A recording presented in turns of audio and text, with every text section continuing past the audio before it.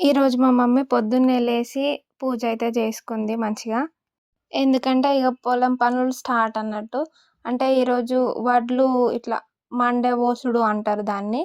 అయితే ఫస్ట్ ఏం జేయాలంటే వడ్లని అంటే నారు రావడానికి పొలం నాటేస్తాం గదా! అవి మొలక రావడానికి ఈ ప్రాసెస్ అంతా.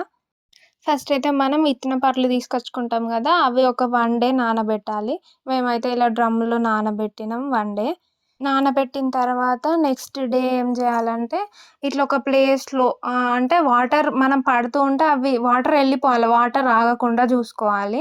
ఒక ఇట్లా మట్టి ఇటుక ఉంటది గదా! అంత హైట్‌తోని ఇట్లా పోసుకుంటే సరిపోతది. మరీ బాగా పోస్తే మొలక రాదన్నట్టు. పల్చగా పోసుకోవాలి.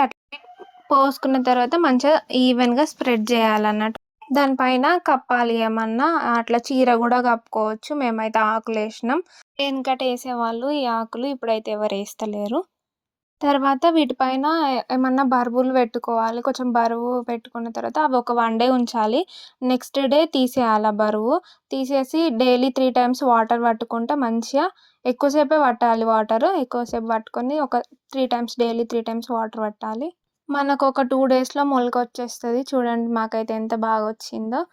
ఇప్పుడు ఈ మొలకని మంచిగా విడదీయాలి. ఇట్లా మనం చల్లితే మంచిగా ఒక దగ్గర పడకుండా అట్లుండేటట్టు విడదీయాలి. ఇప్పుడైతే ఇగ ఈ మొలకని తీసుకొని ఎళ్లి పొలంలో అలకేయడమే ఇగ. మేమైతే ఇట్లా జేస్తాం. మీరైతే ఎట్లా జేస్తారో, మీ సైడ్ ఎట్లా జేస్తారో కామెంట్ అయితే చేయండి. అండ్ ఈ మండే మోసుడు ప్రాసెస్ అయితే ఇంతే.